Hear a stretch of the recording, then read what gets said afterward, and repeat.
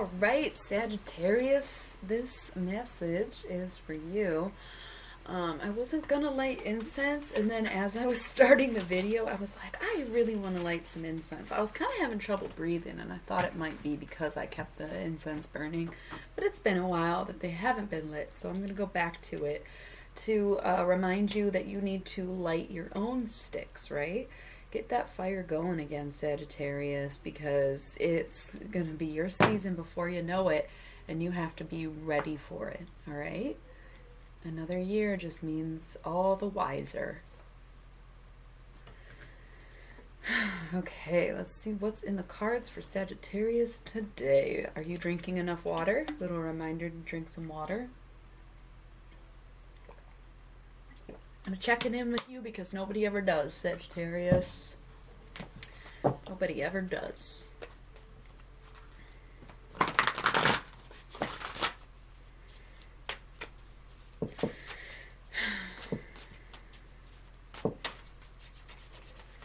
I'm also, I've been doing some special messages. It's October.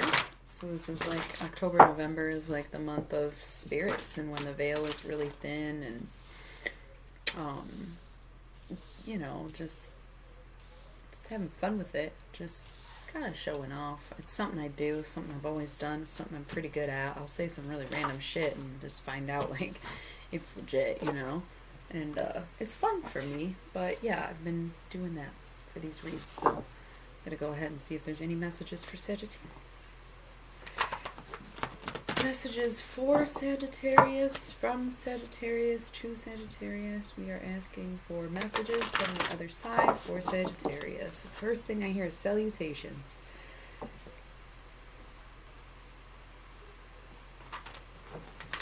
Oasis. I don't know if they mean the band or a place. They said either one works, whatever you suits you.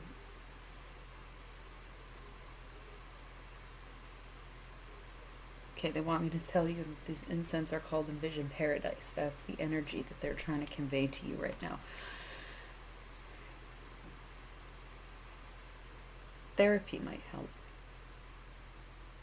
It's very blunt, but that's our nature. If you truly want to find paradise,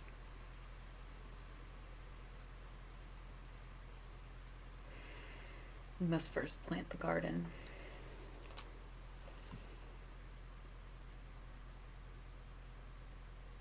There are secrets to be revealed,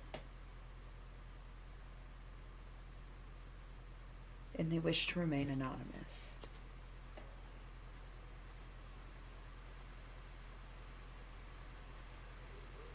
She knows what happened.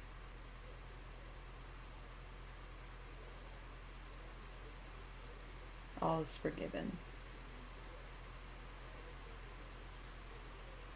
There's a lot that could be said.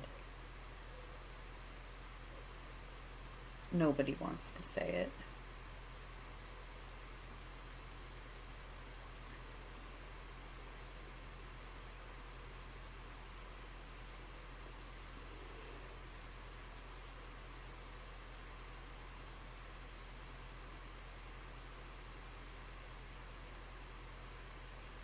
Kind of losing it. Something like choose your own Trinity or something like that.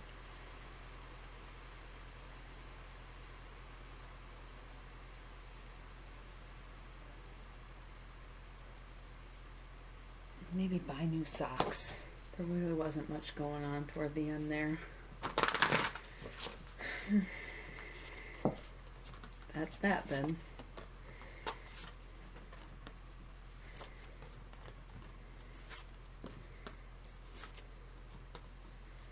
Okay. Let's play. Up top we have Eight of Wands, Swiftness.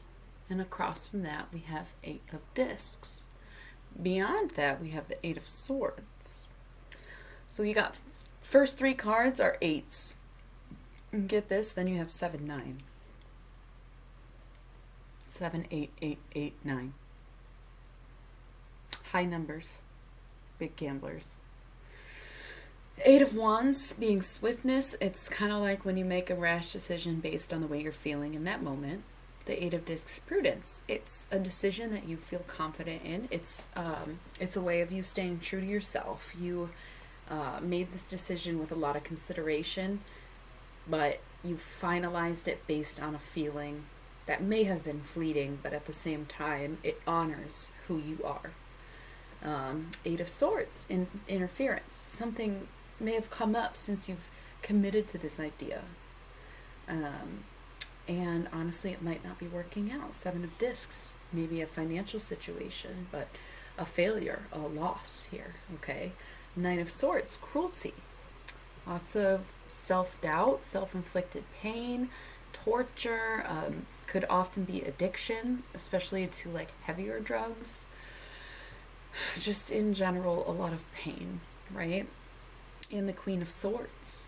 All right, so maybe an air sign, maybe a woman, but also just like the fighting is taking a toll on you. You're doing a lot of fighting, a lot of conflict, a lot, even if it's with yourself because of what's going on, whatever it is, where you're like, I made this decision because I was feeling it in the moment and I know it's what I really wanted, but actually it might not, something's fucking it up and it actually maybe isn't working out, and now I don't know what to do. I'm feeling terrible and I am fighting with everyone or working really hard to fix it and just like kind of floating. And then we have the Wheel of Fortune, okay? So the Wheel of Fortune can turn either way. It can turn in your favor, it can turn out of your favor. And here's the thing, if we have the Seven of Discs here, that would indicate, with the Nine of Swords especially, that with this hard work that you're putting in, things will turn in your favor. Don't know if that means hold out or keep doing whatever the situation is.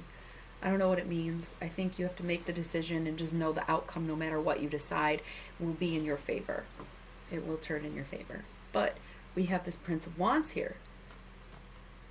Can you even handle that emotionally? Can you handle things going any different? Do you love the turmoil? Do you like to live in conflict? Do you enjoy the fighting and you aren't really prepared for things to change and you don't know if you actually want them to get better because you are an emotionally immature little fuck? What do we got here? Nine of Discs, gain. Getting a lot out of it, right? Learning your lessons, making your money, what have you. Then we have Five of Wands, strife in reverse. Okay, so strife is when things kind of drag on and you're feeling very blah and dull emotionally, and it's just annoying more than anything. But it's in reverse, so you're actually starting to liven up and brighten up and put that pep back in your step, like Sagittarius is so notorious for.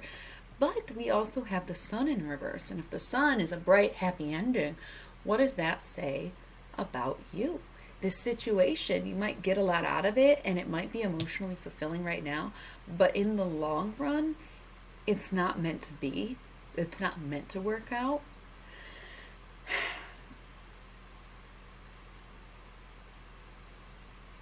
But stay true to yourself. Wands, which is fire energy. Knight of Cups could be a father figure, could be a water sign man, could be you. In your developed perspective. And Nine of Cups, happiness. So you might look to your father to bring you joy. You might have a partner who fills up your cup. Okay? And this might be, this Nine of Discs, or this situation could definitely be work related. And you're like, you made a snap decision, whatever, it's not working out, but then it turns in your favor. Can you handle it? Is it just because it becomes more fulfilling or it becomes higher paying? Is it actually what you wanted? Either way, sticking to the plan, staying true to yourself, Three of Wands, virtue, and Eight of Discs, prudence, having that in common, going based on your own moral code, taking in your father's footsteps, or having a very compassionate partner, you ultimately will be happy. The Lovers, Gemini energy. Ten of Discs, wealth. And the Chariot, Cancer, smooth sailing. Okay, so this is the Sagittarius reading. We got Gemini and Cancer. I think that was the only signs that came up. But the lovers, you made a decision. That was nice. Okay. You made a decision either with a relationship or otherwise, but it's a decision that was made, and it might be about your relationship. But this 10 of discs here, you had the 7 of discs, and the 8 of discs, but then you got the 9 and the 10, so you're on your way up. A little bit of a setback here, but then right back up. Wealth, being very more than comfortable, being set, having it made, just all around good shit, right? And the Chariot, smooth sailing, a breeze, not even trip. Let's get a meditation. Prince of Swords, Two of Wands, Dominion, and the Magician. If I'm not careful, I'll lose what I wanted.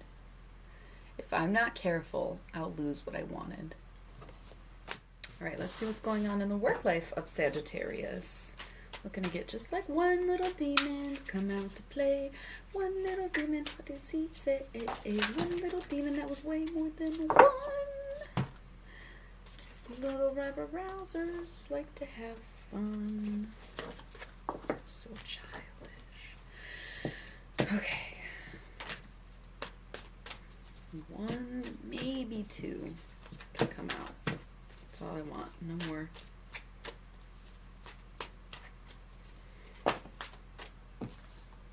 Guess you get two. Volak and the Witch's Round. Okay, what's up with Volak?